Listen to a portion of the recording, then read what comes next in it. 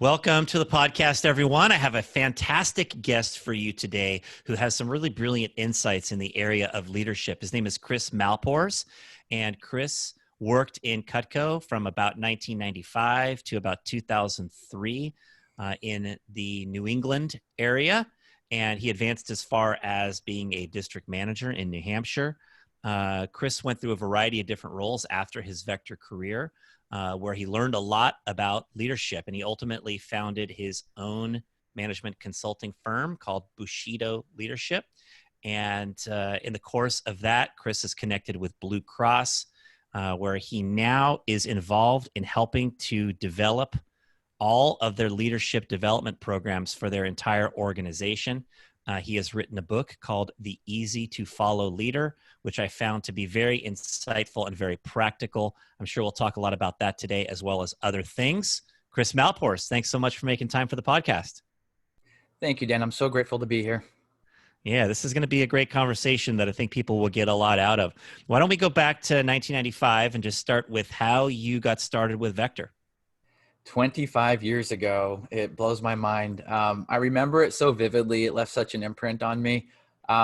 Like a lot of people, I had a flyer left on one of my desks at school. My only prior work experience was $4.25 an hour at TJ Maxx. And so the flyer that said $10.25 an hour, I felt like that was a pretty hot pay raise.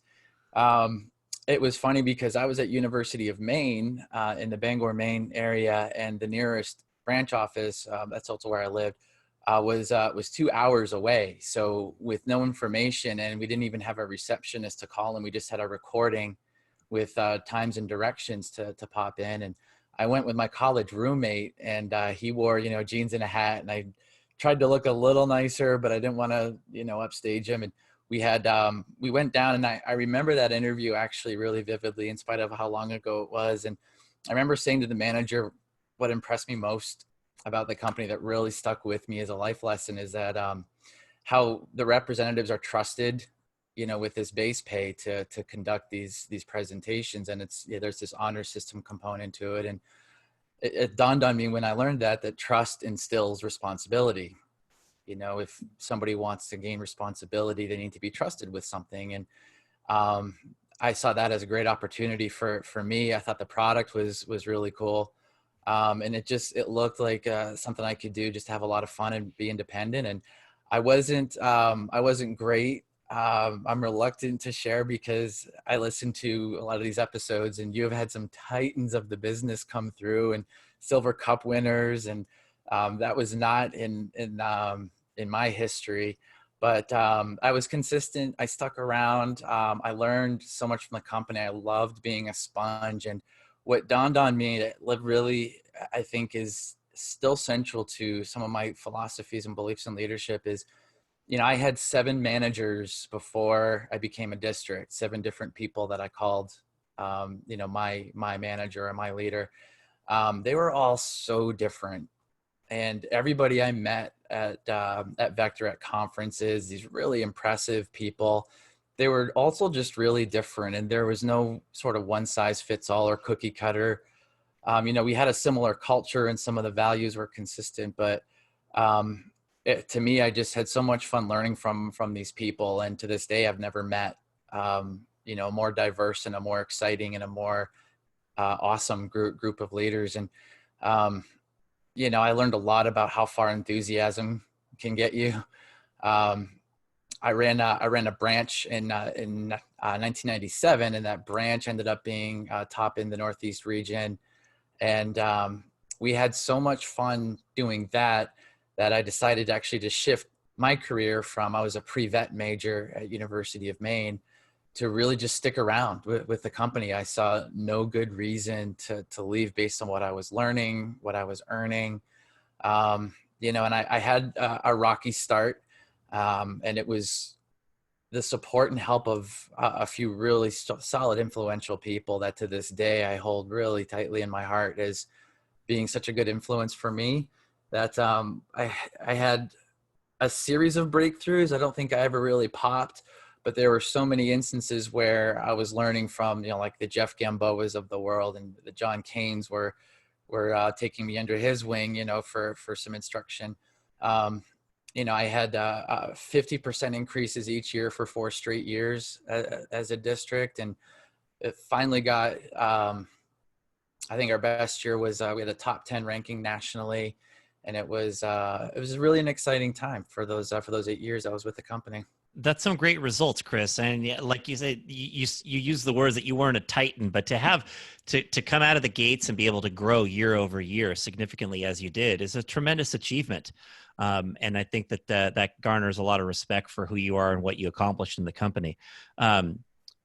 You referenced, key people that influence you: John Kane, Jeff Gamboa. Any other key people that you feel like had a huge impact, or key lessons that you got from them in your early career? We do not have enough time for me to go through. But I think there are people that left a really strong imprint on me. I think of some of the division managers from back then that were Rick Castro, that were Earl Kelly.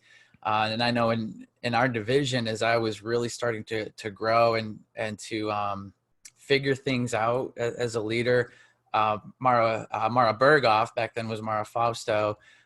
She came into our division, had transferred in, and just started slapping us around with amazing numbers and fast starters. And she was really producing at a level that the rest of us in the division hadn't really even seen or imagined. And it was happening right in front of us, and we had access to that. And that was where I found it really fun to compete with somebody that was kind of really far over my head. But the end result was, we were achieving more than we ever had on our team. And we were having a lot of fun in the process. That's awesome. That's awesome. All those people that you've mentioned so far have gone on to do incredible things, whether it be in Vector or out of Vector, and really powerful to see what they're doing. Of course, Earl Kelly is the current Northeast region manager, close colleague and friend of mine over the years, and somebody who people really look up to and respect. So it's good to hear that you had a successful run during your time in Vector. Now, I know that after you left Vector, you ventured through a few different types of opportunities over the years. You continued elevating your game and understanding leadership, ultimately started your own company, Bushido Leadership, to offer management consulting. And that in time, you were motivated to write the book. So the book is called The Easy to Follow Leader. If you're watching on video, you can see it right there over Kris's shoulder or right here in my hand. And tell us what led you to write the book. Yeah, this was quite a long process, actually. And the very short version was when I was operating in healthcare, and it was one of the things that really challenged me the most, because I found a lot of success expressing passion and enthusiasm at Vector. And when you're in a healthcare environment, being really passionate and enthusiastic doesn't get you the same sort of success. And I had to learn where to channel that. And I learned that compassion became my new sort of domain where I could really connect with people. And in doing so, we started to do some really original work. And I try to be a learning junkie everywhere I go. And when we're finding something that works, I want to find ways to fine tune it and to do it even better than we ever have before. And in doing that, I was doing research on our own work and figuring out that nobody's really doing what we're doing. And these are constructs around motivation and really developing people who aren't leaders, such as clinical workers, to develop that in them, so they have a clear career path. And I wanted to copyright some of this work that we were doing that was original. And I was literally just digging down the rabbit hole. I was thinking white papers, I was thinking blogs, and I got connected with a friend of mine who had published his own work, and he connected me with their publisher. And it was a handful of conversations, but they looked at some of the original work that we were doing. And the original thought for the book was to have it really focused on healthcare. Publisher had we discussed broadening it for the masses instead, because the concepts, they said, were really universal. So we ended up agreeing on a format and a basic outline. And 6 months later, the book was out. I was astonished at how quickly it went from start to finish. Yeah. Well, it's really outstanding. And you share some key concepts that I want to get into in this interview today. And so let's dive in and talk about some of these concepts. There's a story you tell in the book toward the outset where you describe being told you were too nice. Well, this is while you're working in Vector. And you sort of evolved from that into something that you didn't really want to be. John Kane was the guy that came in and gave you some specific feedback on that. And it ties into the idea of learning to be more approachable as a leader.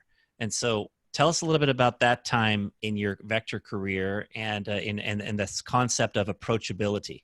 Sure. This is where I believe I turned a page to understand authenticity, which it's a component of leadership, but I think it's a component of the human condition and how we show up every day and how we show up to our families and our spouse. And um, as a new district manager, I spent a year really struggling. Um, I was really impressed with the success the company was having, and people around me were successful. So I knew it was based on something that I needed to figure out. And I was receiving a field visit almost exactly a year into my district manager tenure in Southern New Hampshire. And so John Kane had come for a field visit, and he came to observe. He watched a recruiting class, then we went out to dinner afterwards. And I don't know if I've ever met anybody who can show up quite like John Kane. When he engages with you, and I've heard this or similar things from other people who have been impacted by him, when he engages you, you just feel like you are the most important person in the world to him. Mm-hmm. And he has nothing else going on except for whatever it is that you need. Mm-hmm. And that was such a moving and touching experience. And what John had done is he watched my interview, and I had received a lot of advice about, well, you're too nice, Kris. You need to be a little tougher. And in doing that, I actually discovered that I went from bad to worse, because one of my stronger characteristics is building relationships. But when I suddenly took that away and I was starting to push people away and be more gruff or aloof, people didn't get it. They looked at me and they're like, where is this coming from? And I only could really figure that out in retrospection. And so John called me a name that my publisher wouldn't let me put in the book. So I'll just use the word that the publisher allowed me to use. He said, Kris, quit being a jerk. You're bad at it. And how he said that, just so matter of fact, I will never forget that. Here we are 20 plus years later. And he said, stop being a jerk. You're bad at it. And he made a couple small tweaks to my recruiting class. And literally that same evening, he made the tweaks for the post interview. My shows to training went from very bad. They were under 20%. And we were a few weeks into the summer. So I was, panic button, to having shows for the rest of my Vector career, shows to training, which were about 2/3 to 75%. And it was, which was a massive jump. And it was really the biggest gap in my game as a district manager. And from there, not only did that help my recruiting, but it helped my retention and it helped my development, because I learned that I could be tough on people without being mean or gruff or pushing them away. The authentic part and the approachability part was, I learned how to really just open myself up and really connect with people with passion and compassion, and really open up that care to them, kind of like what I observed in John Kane. I tried to have as much of that rub off on me as possible, and really putting forward that effort to care for those people that depended on me for leadership and training and motivation and influence. Yeah, that was great. You said something earlier about how you had 7 different managers and they were 7 different types of people. And I think when somebody grows up in the business, there are different people that they're influenced by. There might be the initial manager that recruited them. There might be the primary, manager that developed them. There might be their division manager or their region manager. And as people grow up into leadership roles, if they try to be someone else who they've seen successful, there can be that disconnect. And it's so important not to try to be someone else, right? Like you were told to try to be someone who you weren't. and that it is important for us to keep in mind that what got us to where we are is the personality that we have, and being our authentic self is important, and developing the best of that, right? Refining that is key, but not trying to be somebody else that we aren't. So I thought that was a really good insight that was came out early in the book. Now, you also share a lot, Kris, about values throughout the book. And this ties in because one of your values was connection, right? Connecting with people, building rapport, right? Being approachable. But you talk a lot about leaders getting really clear on their values and how those values impact their day-to-day interactions. Can you unpack that for us a little bit? Yeah. The simplest part of that is our values are a way to understand the behaviors that we show. And I think one of the hardest parts of a leader expressing their values is you almost paint yourself into a corner. So if a leader really has a value of courage, for instance, they may not always want to share that with people because there are times when they may hold back or they may not be courageous. And to me, a value isn't about this is how you are all the time. I look at values are like a compass on a ship, for instance. And if you're on a ship, you have all kinds of instruments sort of telling you where to go. And a ship is technically never directly on course. It sort of veers left, it veers right, but all these instruments make you right your course. And these values they're like your compass. And when you check in on them, they're really for when you catch yourself straying or for when you need to come back to courage. So having courage as a value doesn't mean you're always courageous. It means you're always paying attention to those moments where you are showing courage and also those moments where you need to show more courage. And so having those values is a way to hold yourself accountable. Sharing those values is a way to extra hold yourself accountable because, people are watching. And so it's okay to say, hey, I really value honesty, and being able to hold yourself accountable that if you say something that ends up, you thought was true at the time, ends up being proven wrong, or it could have been information that changed over time. It's okay to let people know, look, honesty is really important to me and I was incorrect about that. And it helps that dialogue really be more pure. And, it's I think the biggest way that leaders are held accountable. How can you recommend that somebody does the work to determine their key values? What are the steps to follow? So this is a deeply personal journey, and it's one of the tenets of the work that I do with leaders is that leadership is not one size fits all. And by that same token, I don't believe there's such thing as a leadership expert, myself included. I think being able to coach and support leaders to find what's important to them and be able to bring that out. So often as leaders, we figure, oh, this worked for me, so it'll work for you too. And we have to be cautious because that is true a lot of the time. But once in a while, I'll get what I refer to as bad good advice or inappropriate good advice. Like when I was told, hey, Kris, you're too nice, you need to be tougher. Well, that advice works for some people and it's really good advice for those people. It didn't jive for me. And so it's almost asking yourself the question, blank is important to me, and fill in the blank. And you ask that question a few times, and sometimes you when you find a word or you find that thing, you also got to ask the why. I really liked listening again to the John Berghoff episode referencing Mark Lovis, who said, be really clear on the why, and the how will happen. I'm sure I'm twisting that, so it's not totally correct. Right. The how will reveal itself. Thank you. I appreciate that. The how will reveal itself. When you're very clear on that why, you're actually going to be emotionally moved, and that's a construct of motivation. And when you find that value or that thing that really is a piece of you, you know that you can keep it with you forever. And it may change over time, that's fine, but at least for the here and now, it can drive you. Yeah. Is there, like, in teaching people come up with your list of values, is there like a magic number that is key to sort of guide your day-to-day activities? Is it 5 key values? Is it 10 key values? Is it less or more? Like how do you view that? Less is better. I'll lean back on it certainly can't be one size fits all. I wouldn't say that there is a magic number. I think an individual has their number.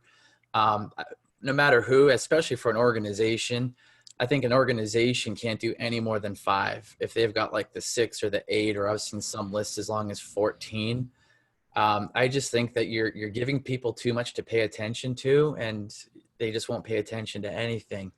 A lot of the neuroscience backs up, and neuroscience of learning anyway backs up, that if you give people just the 3 to 5 things that are really important, like that's what can be really sticky for them and be important to them. And everything that you do can really branch off of that. So if you are really clear about your value of courage, for instance, you're going to be better at things like emotional intelligence or change management, or some of those other things that managers spend a lot of time training themselves for.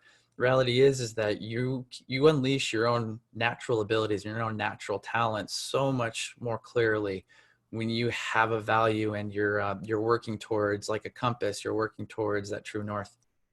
Yeah, outstanding. And how would you suggest that a leader communicates his or her values to the people around them? Sure, it's a lot simpler than people think. This act itself does take some courage. It takes a little bit of grit, because a leader is really being vulnerable and putting themselves out there. I think the first thing they can let their circle of influence know is just what the value is.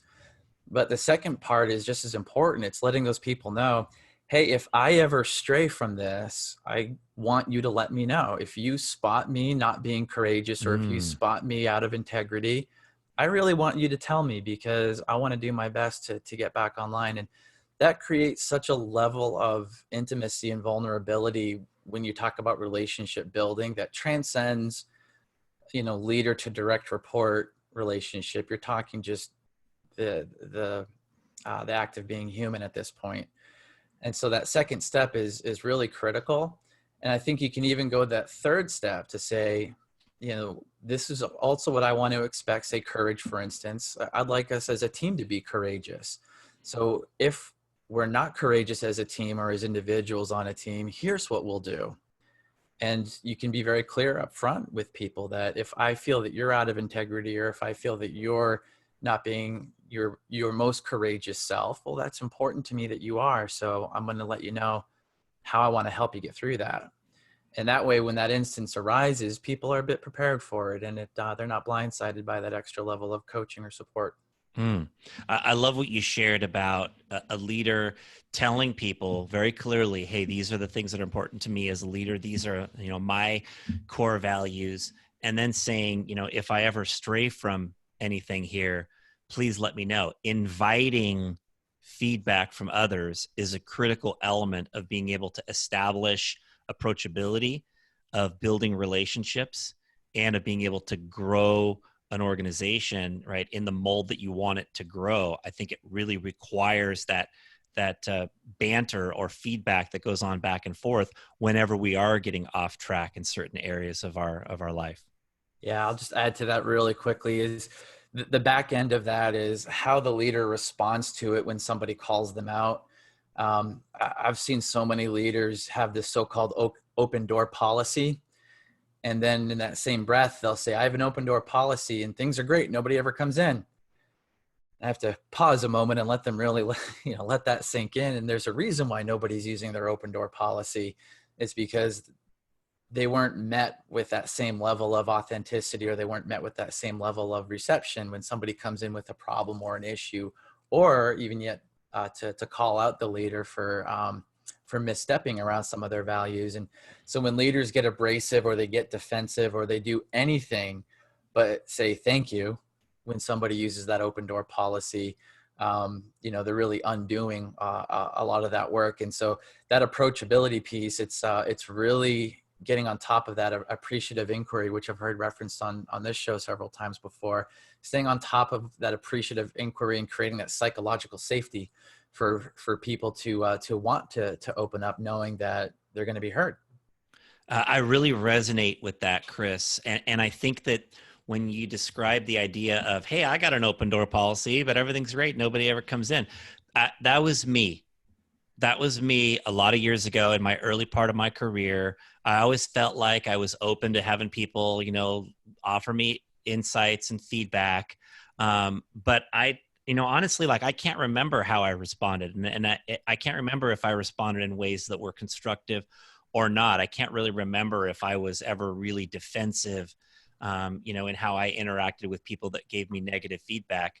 But I will say that feedback I've been given by people, above me throughout my years as I was growing as a leader was that I needed to learn to be more approachable, and I needed to learn, to be more warm was something I've often been offered as a leader. And what flipped the switch for me was something as simple as reading the book, The Four Agreements, Mm. where, Don Miguel Ruiz talks about don't take things personally. And I just, for whatever reason, that simple concept like got into my head, made me realize like, wow, when somebody tells me something that I can improve or that I did poorly or whatever it is, any type of feedback I get, that's a gift I'm getting of awareness. I would not have known that, right? If I was walking, if I was at a meeting in my suit and there was a thread hanging off my suit, I'd sure want somebody to say, "Hey, there's a thread on your shoulder, here, Mhm. pull that off for you." Right? You'd appreciate that. But yet when people offer other types of feedback to us, we so often respond with defensiveness versus, as you said, simply saying, "Hey, thank you for sharing that," so that it keeps that open line of communication. Even when you disagree with the feedback, thank you for sharing that, keeps the communication lines open so that that same person can come in next week and might offer you an insight that literally changes your life, right? But if you shut down that line of communication, then you miss next week's feedback because they stop coming in, right? I would love to unlock some small piece of approachability I've found extremely helpful over the years. And this is, I think every great leader that I've met has had to learn this lesson at some point. And this idea of great leaders are growing so much, and they're becoming these great communicators, and they absorb so much great information. Sometimes they hit a point where they're leading too far out in front of their people, and they almost create this gap as, oh, I can't approach Dan, like he's so amazing, he won't even understand my problem. Mm. And when great leaders, I see them hit sort of that little wall where they have to sort of step back. And I almost think of a parent where, dad may be, making tons of money, but he's never home. He's away all the time. And, the kid doesn't care about food on the table necessarily. They just want dad to be home. They just want the playtime. And so sometimes leaders are leading so far out in front, they're just not relatable. They hit that Hmm. point. And so when they can step back and be like, I can still learn and grow, but I can't be so far out in front of my people. They may not be doing all the growing that I'm doing yet. So let me make sure I've got my arms around them still while I'm growing. And I think that's a big breakthrough I've seen a lot of leaders make when it comes to that approachability and authenticity. Boy, that's a great insight for the super achievers who are listening to this. Is, are you sometimes leading so far out in front that you're no longer relatable to the people you're working with? Like that, I could definitely see that coming into play. Um, Excellent stuff. Another of the key concepts you talk about in the book, Kris, is what you call lazy leadership. So tell us what you mean by that, and then let's talk about the keys to overcoming that. Sure. So a couple points on lazy leadership. It's when we lean on our biases. And I follow a lot of the work from the Neuro Leadership Institute. They put some great work out that is based in very soundly in neuroscience of how we learn. And they say that if you have a brain, you're biased, meaning that we all have biases, and our brain is constantly creating these sort of assumptions so that we don't have to put thought or bandwidth into everything. And the sort of example I used to crystallize this with people is I can ask anybody about their commute today, and you might remember something about your commute today, but you probably don't remember your commute yesterday. And it's because your brain's constantly looking for opportunities that it doesn't have to think about things. And so these are our biases. You're biased about your commute. What's the best way. You've done it 100 times. So our brain creates these biases. And so on our teams, even, we know who the go-to person is. We know who's going to respond to X in a certain way, and the other person will respond another way. And so lazy leaders tend to lean on our biases. They make a lot of assumptions, and you kind of catch them in their mind saying, well, this always worked, so it'll continue to work. And what they essentially have stopped doing is they stop that empathy muscle from being very active. They don't take perspective. They don't take perspectives as often as they should, because they start to really kind of get on top of, like, I know how this works, I can run it now. And that serves them in so many ways, but they're inadvertently creating blind spots around them. And so that lazy leadership is not paying attention to those blind spots, and they end up missing opportunities. So in that section about lazy leadership, you talk about what you call the two main jobs of the leader. Can you get into that for us a little bit? Yeah. This could be characterized as a gross oversimplification, but I really do take, throughout the book and my work, the Zen approach of, simple is best in a lot of cases. And we talk about the two main jobs is, in most cases, a leader has to train the people that depend on them. And that can be a knowledge transfer, that can be providing tools for their success, that can be removing barriers for their success. So train is kind of like a catch-all word at that point, but it's basically setting them up to succeed. And then once the individuals are set up to succeed, motivation is key. It's that ongoing part of their relationship that will really drive people to give that discretionary effort to make the difference between getting the job done and greatness. Yeah, it is a simple idea, but Kris, I don't think it's an oversimplification. I think that it's really relevant to anybody who is in leadership, is to be thinking about, right, how well have I prepared this person for success, right? How well have I trained them, right? I try to get my division managers in Cutco and Vector to think about each and every one of their district managers and think, right, what's the one thing this person needs to learn to go from the level they're on now to the next level, right? And So, pretty much every DM has something they could learn and take to the next level.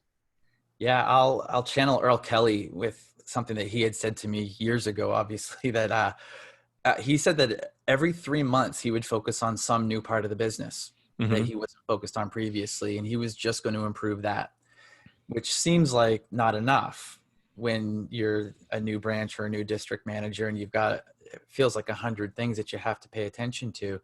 But the way Earl put it is, look, at the end of the year, that's 4 parts of the business that you've probably gotten great at. And then the following year, that's 4 more parts of the business that you've probably gotten great at. And it was simple, but it was exciting at the same time. And I think of the tendency that organizations have, that I've seen, to overtrain people. And it's sort of, I hear drinking from the fire hose, baptism by fire, and expressions like this to express that, we want to overload people because that's how they'll learn. And I really push back on that quite a bit, because I can promise there's so much to learn about Cutco, for instance, but I don't think a single customer says, I'll take it, when I said, 55 to 57 Rockwell C for the hardness, which I still remember, by the way. And it's because you can overtrain, you can overload information. And I look back, I was like, well, the only part that was really important was cut the rope, cut the penny, cut the leather, have fun. And, that was the important part, is these people had to have confidence to go out and be successful. It didn't matter if they knew everything about the product, they could go find it out. But so that was really key for me to take with me from Vector. And that whole experience was, don't necessarily overtrain. You don't have to give people everything. You have to give them support, and you have to remove their barriers. So training can mean a lot of things, but that motivation piece is key as well. Yeah, you'll be glad to know, Kris, that all the Vector reps listening probably have no idea what you said about the Rockwell hardness, because we have eliminated that. We have realized that's not something that's important to be teaching people, at least in initial training for sure. The But engineers will love it. it doesn't sell more Cutco. That's a fact. And you said something like there might be 100 things to learn, but just focusing on a few small things makes a big difference. And regardless of how many things there are to learn in whatever it is you're doing, there is one thing that is the most important thing that you could learn and develop in the short term that's going to take you from where you are to the next level that you want to be at. There is one thing that you can learn that's the most important. And by focusing on that most important thing first, then moving on to the next, you can elevate your game. And as a leader, by helping people to understand what is that most important thing and then giving them that so that they make that progress, that's one of the key two jobs. And then you said the other key job is motivating, right? Once they have the skills, right? What are we doing to make sure that they're continuing to be motivated and continuing to do what they have to do, taking action? You describe this very beautifully in the book where you talk about motivation. And you have a great example of what you call the fear-based culture versus the desire-based culture. So let's talk about that concept here. Yeah, I'd love to. It's really central to my work. And I had unleashed this, and when I was in healthcare, working a lot with people who worked at the bedside for our patients, and I saw how tough the culture was, and I saw sort of how people were driving it. I also saw a very high rate of burnout. And the setup for this ultimately is, if I ask groups of people, tell me something that motivates all people, I hear words like money, I hear words like success, and those are I believe, wrong. They're not entirely wrong. I think money can motivate people, but you mentioned the fear and desire. Those are, I would say, the only two things that motivate people are fear and desire, and everything else fits into one of those. So use the money example. If somebody's motivated by money, well, let's just say that they're living paycheck to paycheck, they have medical bills coming up, and they're worried about debt. Think of that mindset versus somebody who has lots of money in the bank. They love earning money and they want more investment, they want more toys, or they want to buy a new house. Those two people have very different mindsets and deserve to be managed and led in very different ways, or motivated in very different ways, because one person has that arc of fear over them, and the other person is really, they have that desire in their heart without that fear. And so anything else that you think about, really, and there's an elegance to that model of fear versus desire, everything ends up fitting into that pretty cleanly if you think about it, which is why inadvertently I think Vector's been so successful, is because when we're creating visions with people for a push week, we don't talk about what could all go wrong in the push week. We make the vision of what it's going to feel like to get the top trophy for that. And so I think Vector inadvertently was very good at doing that desire-based culture and getting people to talk about their whys and fulfilling purpose. But I've seen a lot of cultures where they have sort of that, or else they say things like, just be lucky you have a job. And they're really sort of creating this fear-based culture where people burn out, and they really don't give that discretionary effort. Yeah, you used one example in the book about fear-based versus desire-based culture where it was something really simple. As you said, in a fear-based culture, a leader might say, hey, this is mandatory. Yep. Whereas in a desire-based culture, they're going to explain why this is valuable to the person. And I think about this when I think about Vector managers. Like whenever a rep used to ask me, hey, is the team meeting mandatory? Right? I would always answer the rep like, hey, you know what? The only thing that's mandatory in this business, as far as I'm concerned, is that you have a good experience and that you succeed. And so let me tell you why the team meeting is a big part of that, you being successful and having a good experience. And then I would promote the team meeting and why it will be so valuable so that they want to be there, right? I don't want someone to feel like afraid of some consequence if they don't hit a goal. I want people to feel the joy of what will come to them when they do hit the goal. And I think that the fear-based culture, the desire-based culture is energizing to people, whereas the fear-based culture is debilitating to people. I believe that's true. And the I think a big example is we look how the media keeps our attention, which is a form of motivation.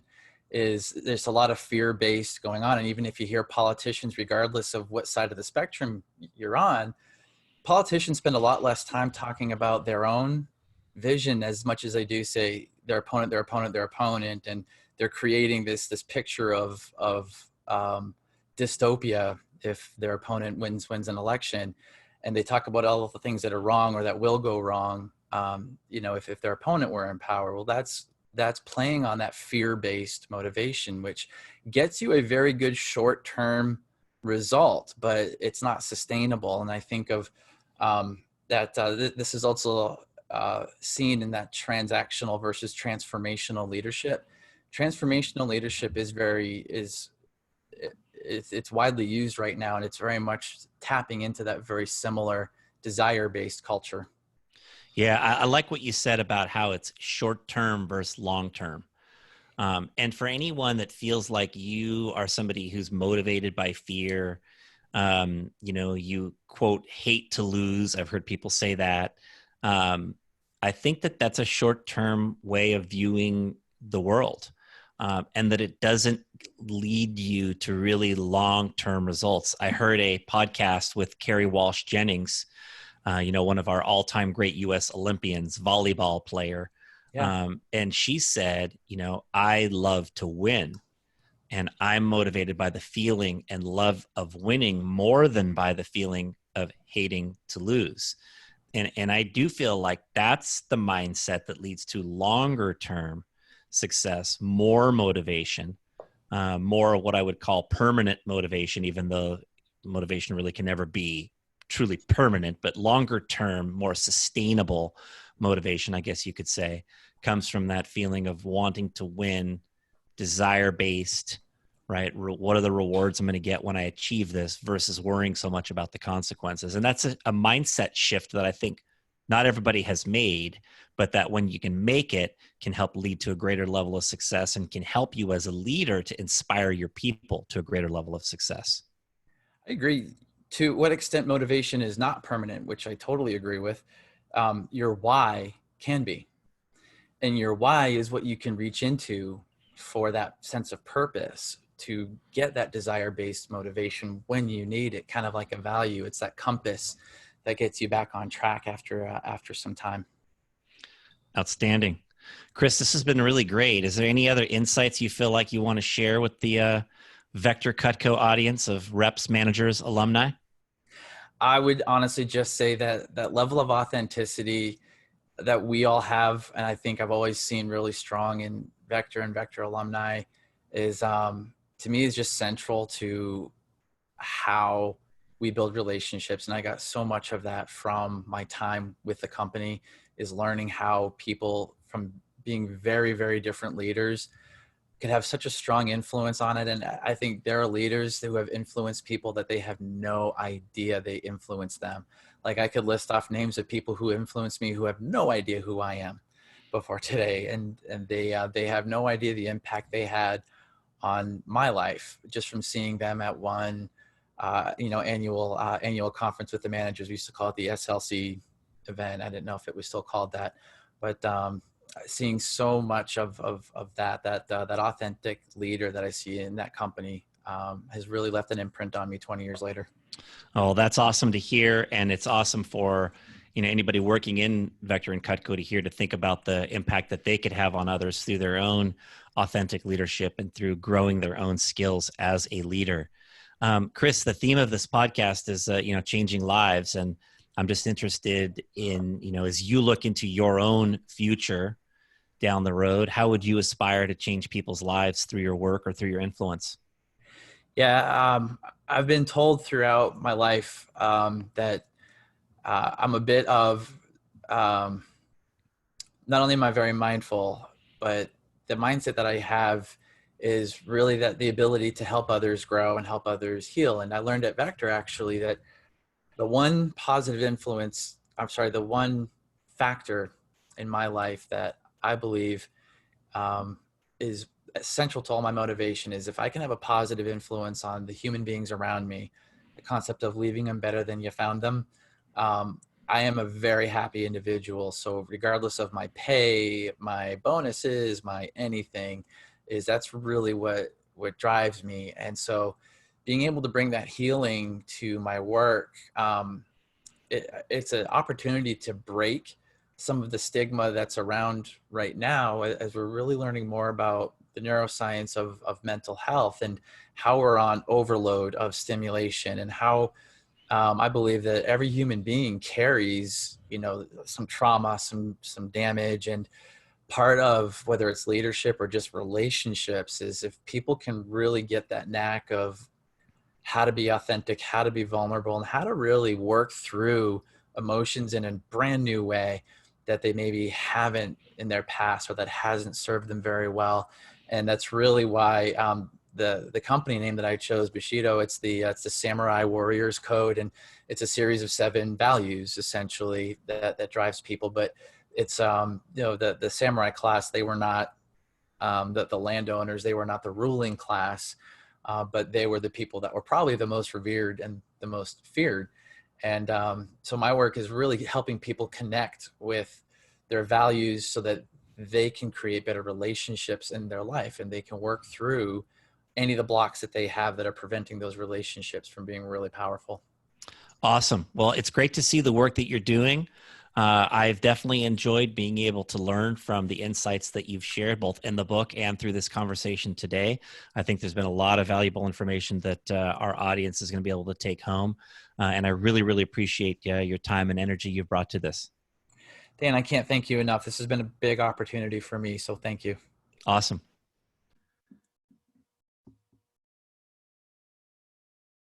Kris Mailepors, everyone, very insightful. Enjoyed hearing how Kris had a variety of managers in the early part of his career in Vector, and how they were all different, he said. And interesting to think about how many of us have a variety of different leaders in our lives.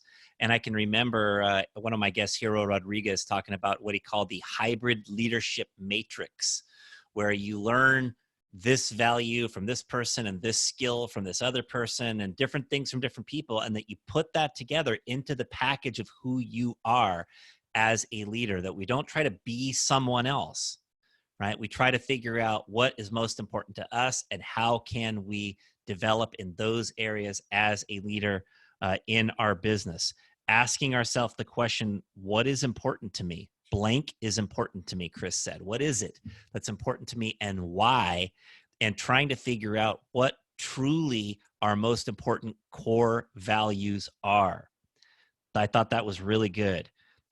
Telling others the things that are important to us and creating that vulnerability and openness in terms of being able to receive feedback from people in our organization. This is one of the things that, as I mentioned in the interview, has been a real awakening for me throughout my career. And I do feel like that now I have the kind of relationship with some of my key people where they are willing to tell me whatever they want to tell me. And it enables me to grow more quickly as a leader. And it's very valuable. The 2 main jobs of the leader: training their people and motivating their people.